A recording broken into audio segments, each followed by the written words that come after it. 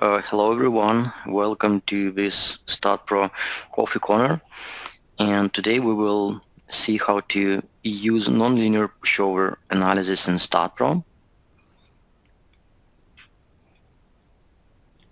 Okay, so this session will be consisting of 3 parts. So we will start from learning the theoretical background that lies beneath the pushover analysis in STAAD.Pro implementation. So the pushover analysis is a performance-based analysis, and it refers to a methodology in which structural criteria are expressed in terms of achieving a performance objective. And the performance level describes a limiting damage condition which may be considered satisfactory for a given building and given ground motion or excitation. The limiting condition is described by physical damage within the building to the threat to life safety of the building occupants created by the damage and post-earthquake serviceability of the building. And the basic approach is to improve the probable seismic performance of the building or to reduce or minimize the existing risks to some certain level. The performance objective is to obtain a desired level of seismic performance of the building, which generally is described by specifying maximum allowable or acceptable structural or non-structural damage.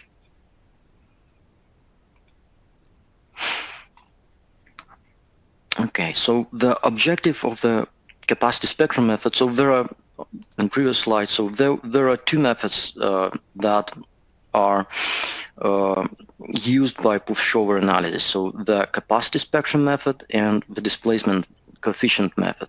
So the latter one, the displacement coefficient method, is utilized in STAAD.Pro. Briefly speaking about the capacity spectrum method, which is an objective so to develop appropriate demand and capacity spectra for the structure and to determine their intersection point. So during this process, the performance of each structural component is evaluated. So we're establishing the demand spectrum and using the techniques described in the code, we search for the performance point. So the displacement coefficient method, which is used in STAAD.Pro, which we will use in our application, is as follows. So we look for the target displacement delta t. So that is our main goal with this method.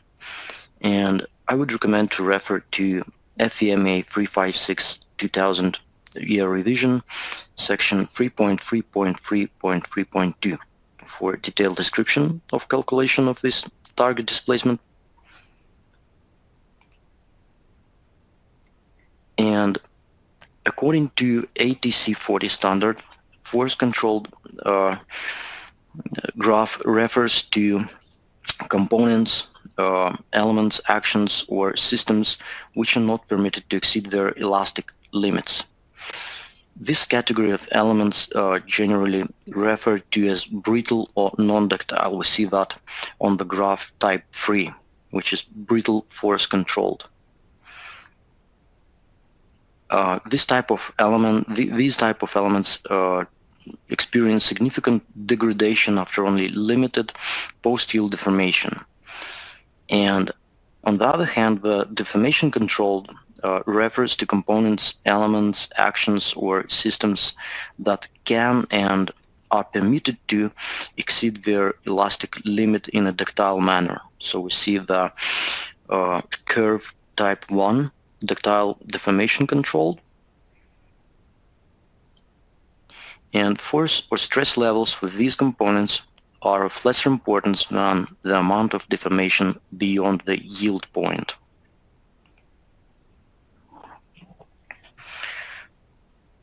We will consider both geometric and material nonlinearities in this static nonlinear pushover analysis in STAAD.Pro.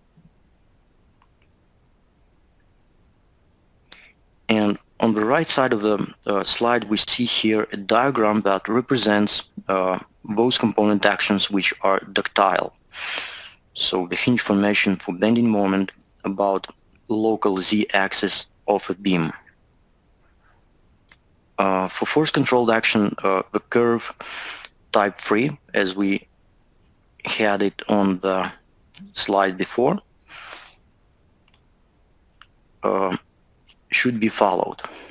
And please refer to table C2-1 of FVMA 356-2000 code.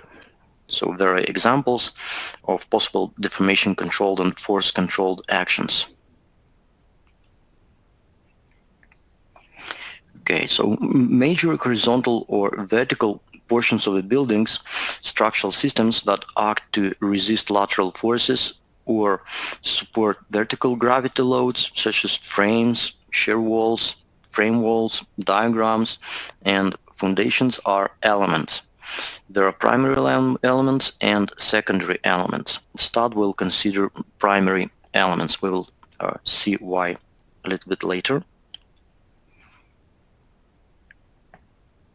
Okay, so the lateral load distribution is as per section 3.3.3.2.3 of FEMA 356 code chapter 3.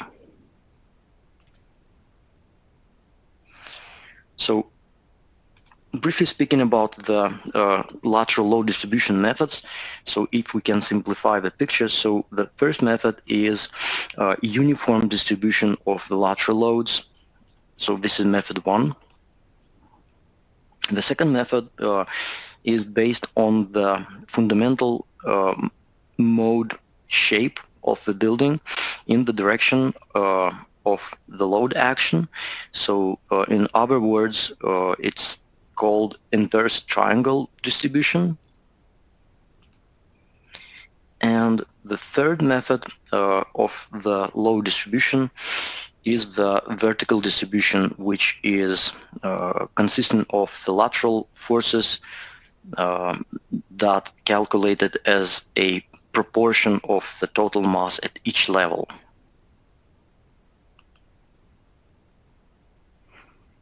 So let's have a closer look at pushover analysis in STAAD.Pro itself. So in STAAD.Pro, the basis for this analysis is the information published in the documents named FVMA 356-2000 and ATC40. Please note that a license for advanced analysis module is required to use this feature.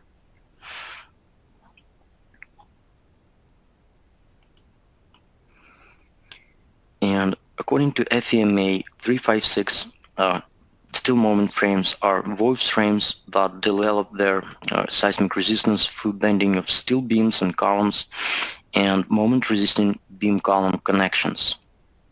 Steel brace frames are those frames that will develop their seismic resistance primarily through axial forces in the components. And user will need to specify whether the structure is a moment frame or braced frame. So the first step in this workflow will be to define steel moment and braced frames. By default, the program will consider the frame as moment frame. And currently, only fully restrained moment frame and concentric braced frame methods are considered. The second step would be to provide the gravity loading information. Those loads are including dead loads and probably live loads. So dead loads can be taken as calculated structure self-weight without load factors, realistically estimated floor loadings, ceiling, partitions, and some other structural or non-structural components.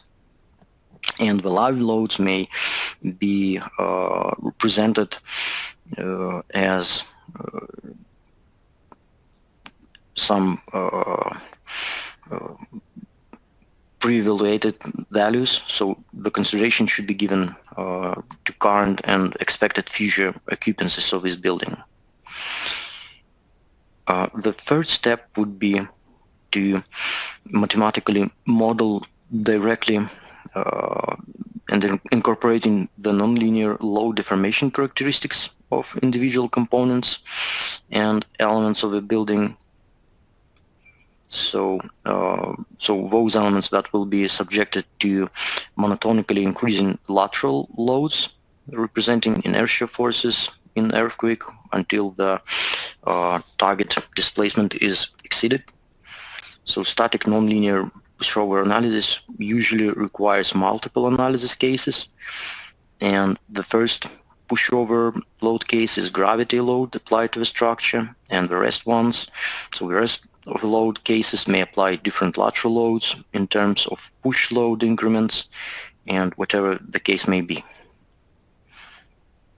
So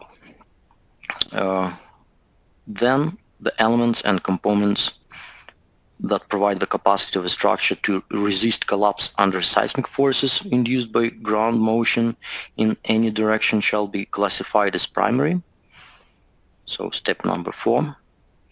And other elements and components shall be classified as secondary. In a typical building, almost all elements, including many non-structural components, will contribute to the building's overall stiffenings, mass and damping, and its response to the earthquake ground motion. So, but not all of these elements will have an ability of load carrying capacity or resisting collapse in the ground motion. So the secondary designation will be used when component or element does not contribute significantly to reliability or resisting to earthquake effects. And currently all elements are considered as primary elements in STAAD.Pro.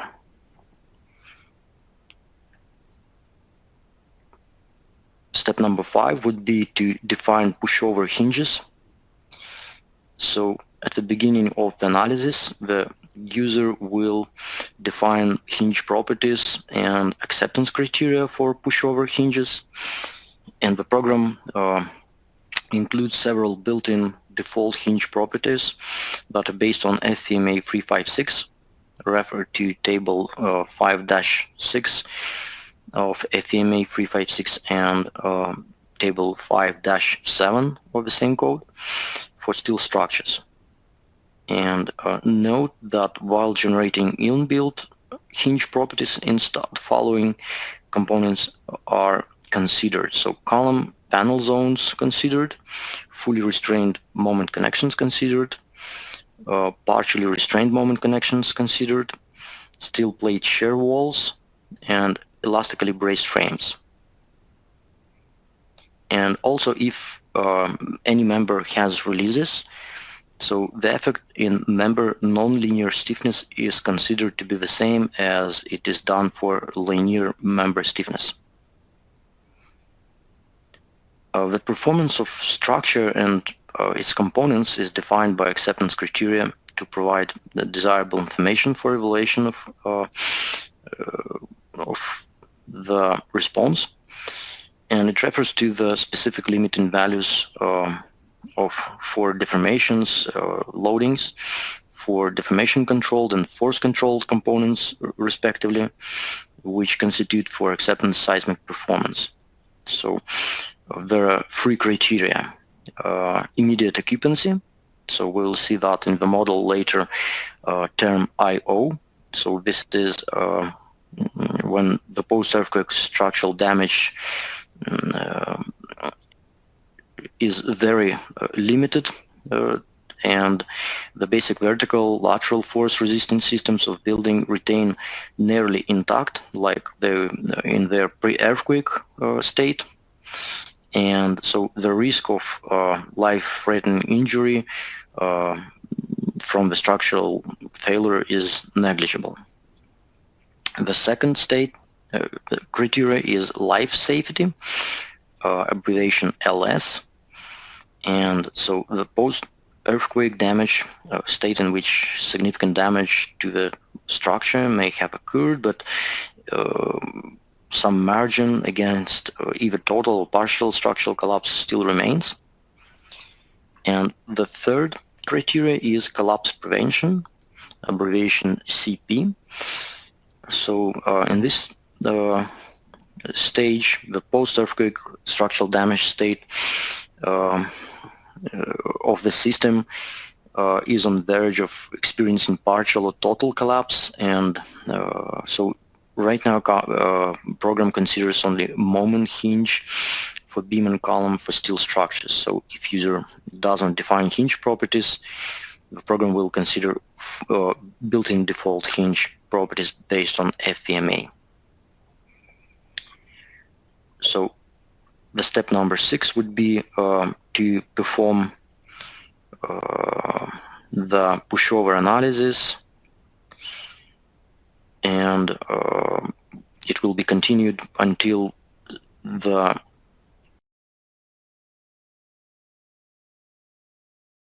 possible 3 conditions will be satisfied. So the first one is the cumulative base shear will be less or equal to a base shear defined by the user. So this is in the case of force-controlled way. So the user will need to define the base shear and until which pushover will be performed, since design base shear exclude nonlinear effect. And when the structure will be subjected to strong earthquake, so the actual base shear may be very high compared to the design base shear. And under this condition, there is no guarantee that the structure will maintain desired performance level. So this option is chosen when the magnitude of base shear is known and the structure will be able to support that load. The second condition is displacement at the control joint in the specified direction, which will be exceeding the specified displacement. So this option will be chosen when the amount of displacement is known. So we know how far the structure will move, but the amount of base shear is unknown. And the third option would be so when the structure becomes unstable. So the analysis will stop when the structure will become unstable, and during analysis the instability will rise due to collapse of different members, so make structure unstable. And finally, the demand spectrum is generated according to the method described in section 1.6.1.5 of FMA 356. So the program will generate the demand spectrum for the purpose of finding the target displacement, and performance check will be done by displacement coefficient method.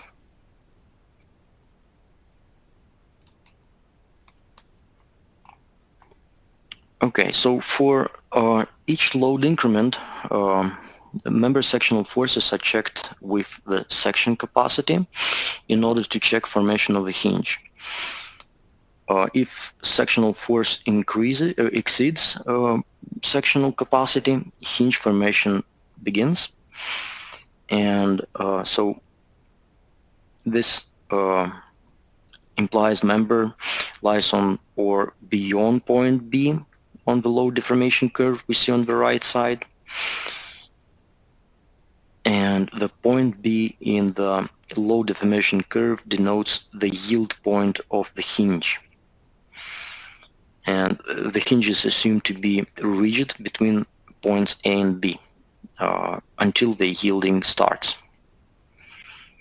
And when the hinge reaches the deformation denoted by point C on the graph, it begins to lose the load carrying capacity, and when it reaches the deformation point E, so the hinge loses all of the load carrying capacity. So each member scanned along the length at 13 sections for MZ and MY moments, and the maximum moment is located and checked with the section capacity. And if the sectional force exceeds section capacity, the material starts yielding at a particular location, and the hinge at this particular location position is point B. Okay, and if bending moment diagram is like figure 1.8, so this happens at initial stage of load increment when the push load is much lower comparing to a dead load. So the chance of forming moment hinge is at two ends and at the span of the member. If bending moment diagram is like on the figure 1.9, so this happens when the push load is much higher than the dead load, and the chance of forming moment hinge is only at sections at or near to the ends of the member. And when the hinge unloads, the program must find a way to remove the load from the hinge that was carrying and redistribute it to the rest of the structure. And the hinge unloading occurs whenever force deformation or moment rotation curve shows a drop in capacity from point C to point D, and the hinge unloads elastically without any plastic deformation. And when the hinge reaches the point C, the entire structure is unloaded. So the program reverses the load on the whole structure until the hinge is unloaded up till the point D. And when hinge reaches the point D, the load is again reversed. So we will see that in our live example, how that looks like. So the other structural members will take the load that was removed from the unloading hinge. Okay, so FAMA recognizes only three types of frames. I mentioned that the two types of frames will be dealt with. So that's the concentric brace frame and moment frame.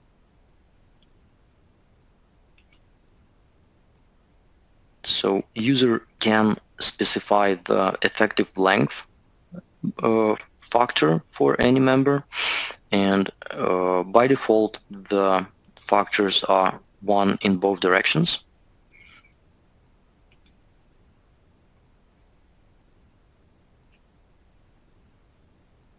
Okay, user can specify if the non-linearity effect will be considered.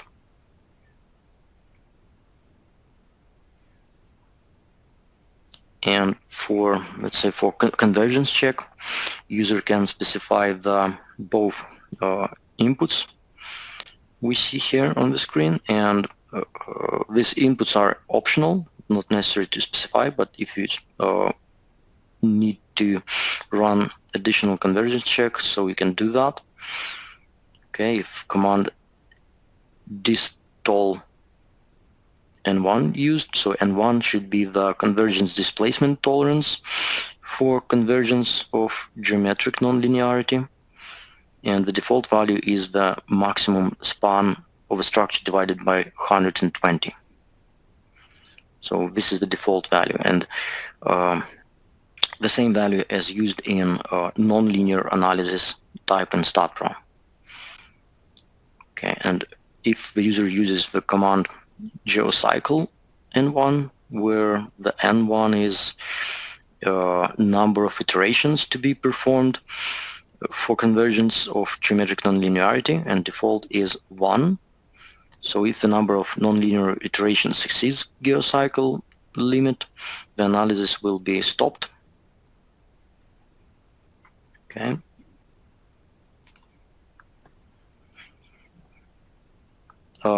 Whenever there is a load increment on the structure, so the new analysis cycle starts. Okay.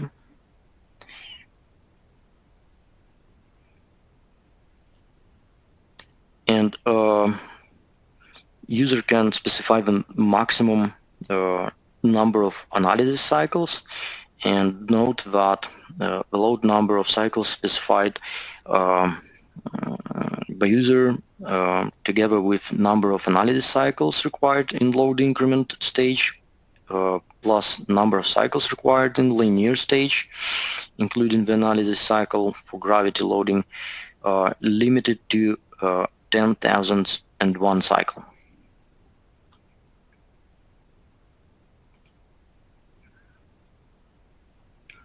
Okay, so only the final state is saved for nonlinear static analysis, and one may ask to print analysis results, so joint displacements, membrane forces, and support reactions for the final state of nonlinear static analysis, and that will be printed in the output file. So you need to specify the print result command. Yeah. One can ask to print either joint displacements or membrane forces or support reactions. So the command would be print result output, and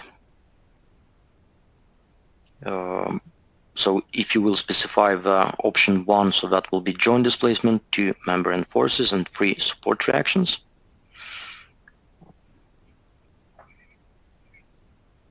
Okay.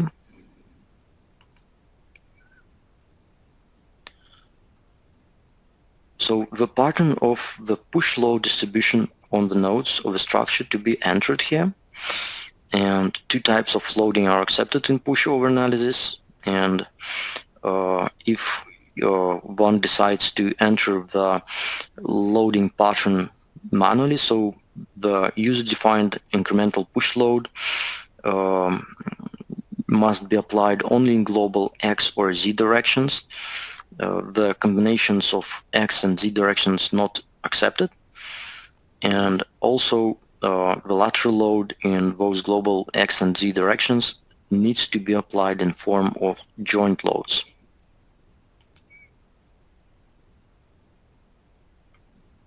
Okay, and if the parameter loading pattern is 0, so this means that STAAD.Pro will internally calculate the lateral push load. So that's the automatic procedure.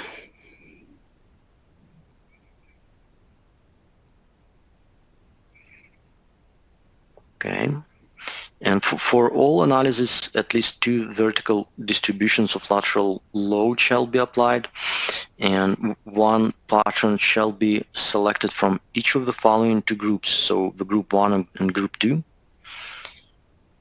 Okay, and so therefore 2 different input files are to be generated, and 1 analysis is to be performed by selecting any one method from group 1, and the second analysis, separate analysis, should be performed by selecting method 3 from group 2.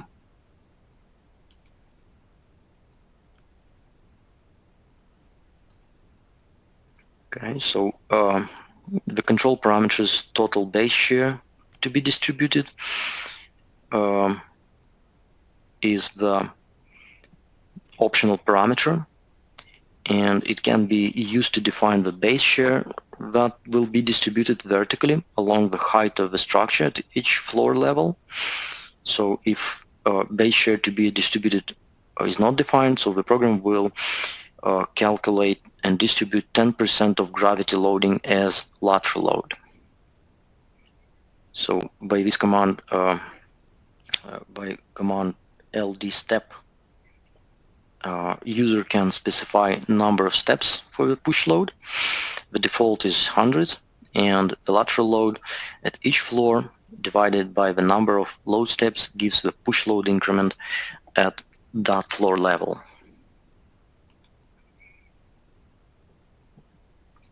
One of the 2 following methods must be specified to define the limit of the pushover analysis.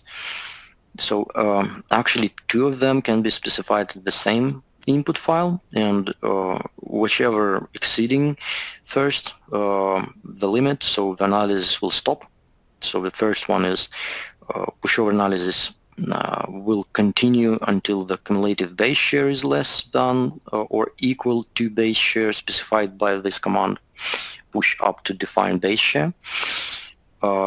And the second one is pushover analysis continues until displacement at specified joint at the specified direction exceeds the specified displacement. So that's the option push up to define displacement at control joint.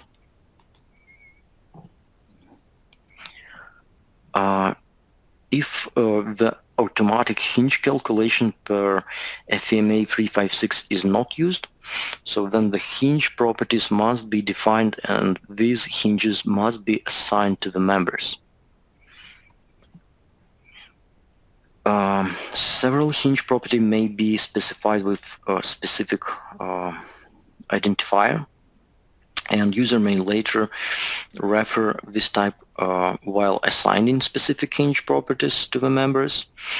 And if hinge property is not specified, so STAAD assumes the FEMA specification will be used.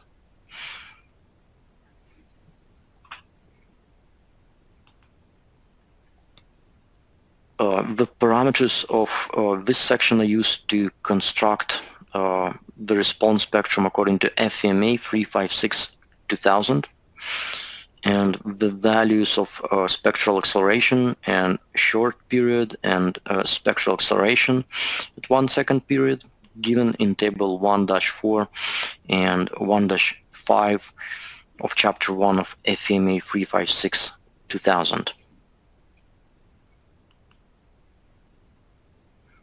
And the end pushover data command should be entered after all the pushover inputs.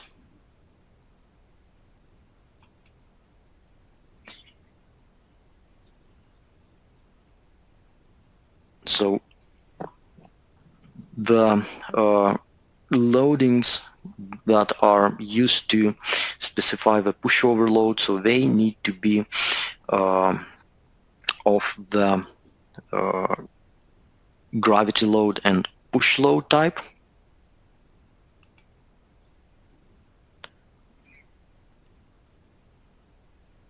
Okay, and so the load type is required, and as I said, so it should be either gravity or push. So in all other means, the program will give you an error. Okay, so if there will be more than one gravity load case, STAAD.Pro will internally combine them all together in one case and use the combined gravity loading. Okay, and you can have only one push load case, and it can be in global X or Z direction, and the combination of these directions not allowed, so probably you'll have to use several input files. And also there are following limitations of pushover analysis input. So you can have only one pushover analysis command and no change command accepted. There are no print options for pushover analysis inside the perform analysis cluster, and the load combinations not accepted. Y-axis should be vertical. Okay. The concrete material is not considered, and the cable members, plate, solid elements not considered, curved beams not considered, and the beta angles should be either 0 or 90 degrees. Everything else is not accepted. And there are a few main modeling rules for the pushover analysis. It is recommended to have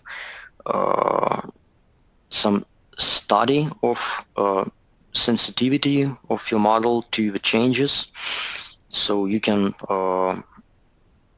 run the different properties and of different structural elements and see how they react to changes in the, let's say, material properties or loading pattern, and find the best loading pattern for this specific model.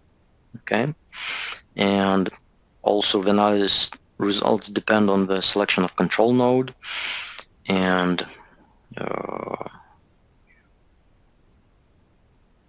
so the control node, the basic rule of thumb is that you specify the control node at the center of mass of the roof of the building, but it can also be at the, let's say, any corner of the roof building. So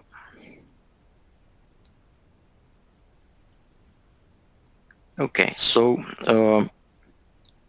the basic scope of pushover analysis is that the buildings are regular and they don't have adverse torsion or multiple effects. So the capacity curve is constructed to represent the first mode of response of structure, and the fully rigid frame and concentric brace frame are considered, so two types of frames. Okay, only steel structure is considered, and beams must be straight, beams and columns must be straight. Okay, we consider only all members as primary elements, and in case, we will see that in the program, but in case when you want to ignore the hinge development in some members, you can specify a hinge ignore command, so we will see that later. Okay.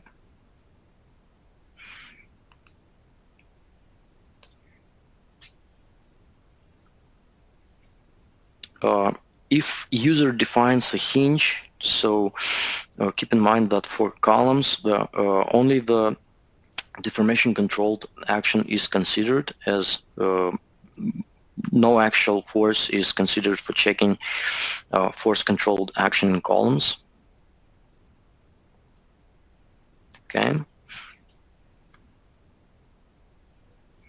By default, STAAD will calculate the lateral push load in positive X or Z global directions, and if someone wants to generate the push loads in the negative global direction, so the command direction negative should be used. So direction -1 will mean that the forces should be generated in the opposite direction.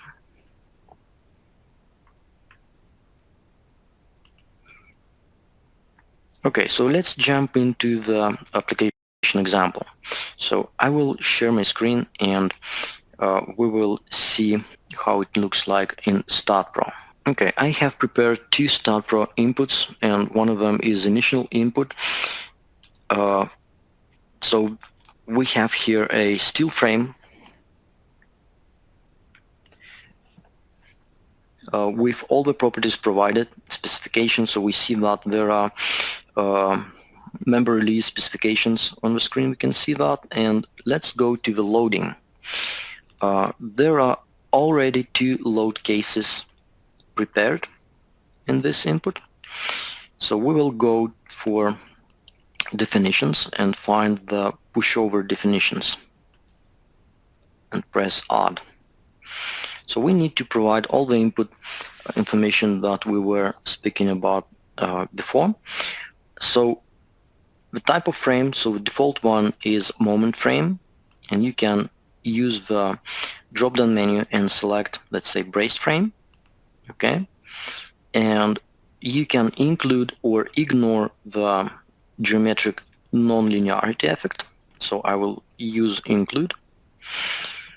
Okay, so the optional parameters to for convergence criteria for non-linearity. I will leave that as default ones. I will not use them. So here we see the saving options. So if you want to save the results, so you can, for multiple steps, you can specify the toggle the check marks here and specify for displacement incremental value, base share incremental value, and also you can print the output results. So if you put the check mark here, so you can either step results, either print result output for these three options can be printed in the output file. Okay, I will not use that. Okay, I will enter the member-specific parameters. So I will specify the yield stress. So I don't want to use the default program yield stress, but I will specify. Okay, so I will specify 275,000, so 275 megapascals. That will be my yield stress, and I will leave the effective length factors as default ones. Okay, and I will add the parameter. Okay. Next, we need to define the loading pattern. I will use the user-defined loading pattern since I have specifically created the push load case. Okay. So I will leave everything as default, but I will say that the number of push load steps, I will set it to 25, okay, and press add. Next, we need to define the spectrum details. So I will leave the first spectrum critical damping 5% as it is, so class D is okay, and I will set the short-term period and 1 second period as 1 in both cases, and press add. Okay. Next, define the hinge properties. This time I will use the automatic FVMA specification, and there if you will enter the drop-down menu, so there is ignore option. As I mentioned, some members that are that will not develop a hinge or may be ignored, you can ignore. So the hinge will not be formed in those members. Also, the hinge will not be formed in truss members if you have truss specification. So the hinges will not be formed in those members. Okay, or you can use the user-defined hinge properties and enter the data. I will use FVMA and press add. Okay. And the final step would be to define the solution control, and I will ask to push up to define displacement and at control joint. So the displacement direction I will specify x-axis, and let it be 0.5 meter, and the joint 706, and press add. So that's the corner joint of the building, far right corner joint. So I specifically did not specify in the middle of the, say, at the center mass, but just corner joint. Okay. So we can now go and close. We see some parameters are with a question mark, so we need to assign them. So I will go ahead and assign the yield stress to the view. Yes. And the hinge will be assigned to, I'll go to select, and I'll select group frame, okay? And I will assign to selected beams, assign, and yes, so these are my frame members where the hinges will be generated. Okay, close. Let's review our load. So this is the gravity load, and if you double click on that, I see that it's dead, so that is not correct. So we need to go and find the gravity. So that should be specific loading type gravity, modify, close, and the push load. So it's correctly defined, the loading type push load. So I will go ahead and close.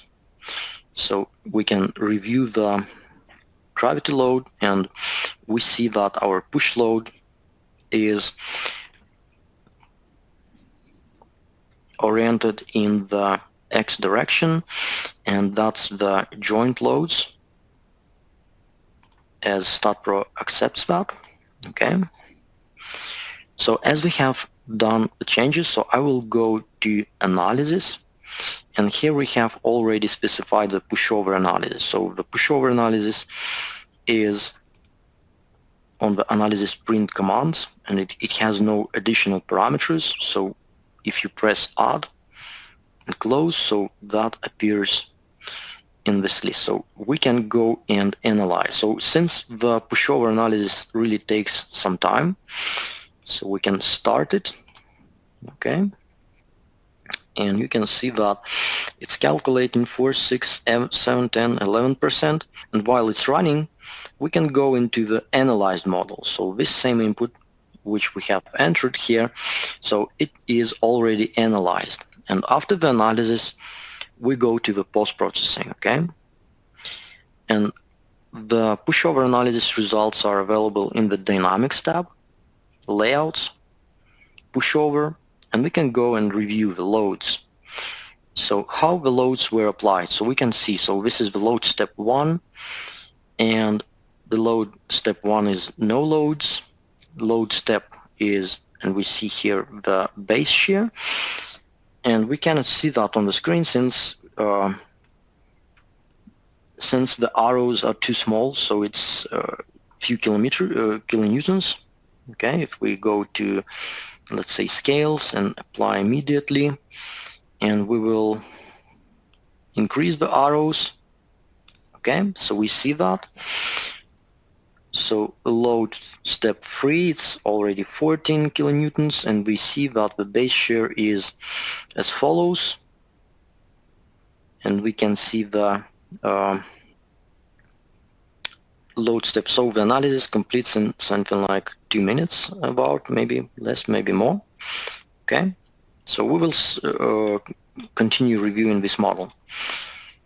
All right, so, and you can go ahead and see the loads. Another results option here is graphs. Okay, so I will go and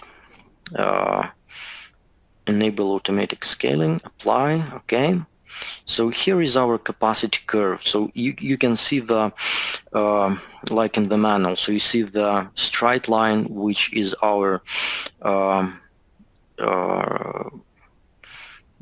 behavior, elastic behavior. Then we see here small change in the curvature, and that's the point B where the material starts yielding. So we see here so the target displacement, so 1974 inches, so that's probably our 0.5 meters, since the model was in imperial units. So we see here inches. Base shear at target displacement was 3,275 kilonewtons. Okay, so we see here, and then we see here a sudden drop. So this means that plastic hinge reaches its capacity, and the unloading appears, and the loads are distributed on the other members. So after the drop, there is another nearly horizontal line. So this means that the structure is distributing the loads to the adjacent other members, and then again the plastic hinge capacity is superseded, again drop. So this means that it collapses and structure tries to distribute. So this is our capacity curve. So let's click with right mouse button on the graph, and let's press determine target displacement. Okay, and here we will find number of stories. So we have 1, 2, 3, 4, 5, 6 stories.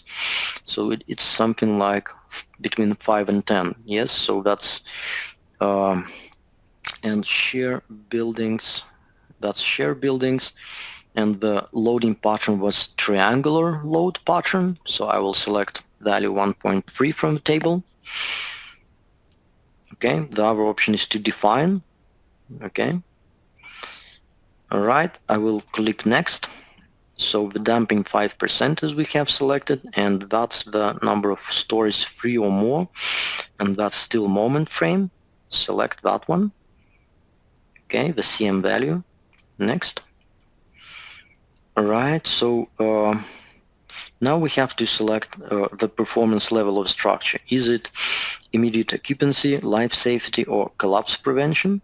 So I will select immediate occupancy, and that's the framing type 1 moment frame, and press finish.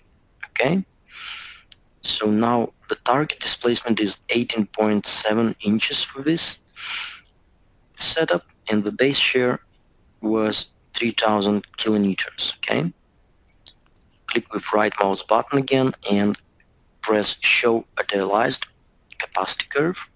So the blue line is our idealistic capacity curve. So the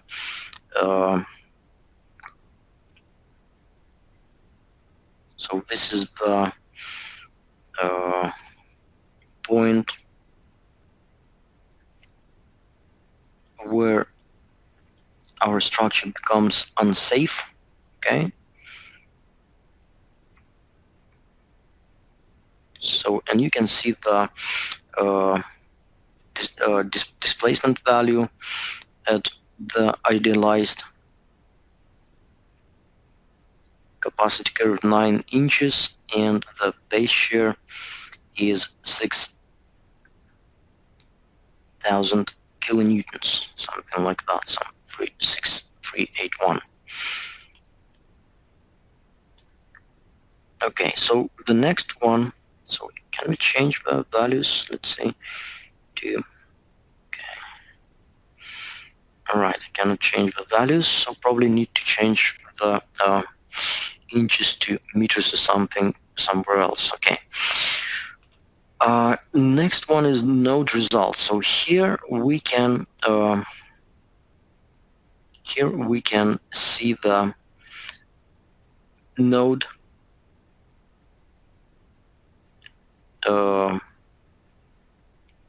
displacements at each step. So let's say, so we can move the press the arrows, and we see with each step what are the displacements and rotations and the support reactions. So step 27, base shear is 5,835 kilonewtons. Okay, so maximum load steps 96, and nodes, supported nodes, and we see the support reactions at each step. Okay, and the fourth option for pushover analysis results is beam hinge results, and here it is very useful from a point of view, so you can find out at which step and which loading the hinges are formed. So step 5, so you can see if you see that the green dot representing the hinge, so the first hinges are formed. So first hinge formed at this member, beam number 31. So you can see that, and it's still linear behavior, so the status is linear, but there is a hinge, it's linear. All right, so next, so green bubbles appearing with the steps. Okay, and if we go further, so you can see that the non-linear beam 37, and it's non-linear behavior already in z direction, okay, and it is less or equal than immediate occupancy status, okay. And if we go further, so more hinges appear, and let's find, so the blue dots, so we have found some blue dots, so this one, it's non-linear, okay, hinge, and the status is between immediate occupancy and life safety already, okay.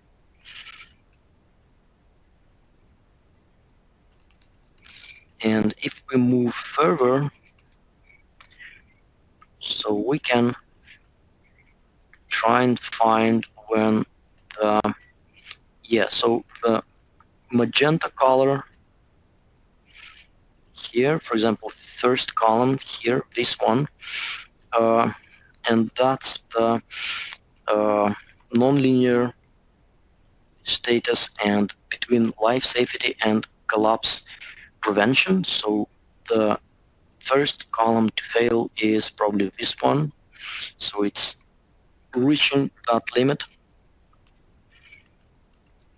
okay. And okay, so step number 59, so it loads step 59. This column shows in red, so this means that it's inactive already, okay, so it's collapsed. So you can see that in this table, right? So it's already collapsed, and the loads are distributed to adjacent members, so the load carrying capacity is 0 of this member. It's no longer here. And if we will continue, so we will see the hinges appearing in our members, okay. So the second column, so reaching step number 6, so the second column is losing its carrying capacity, so it becomes inactive too, okay. So this was a live example of pushover analysis in STAAD.Pro.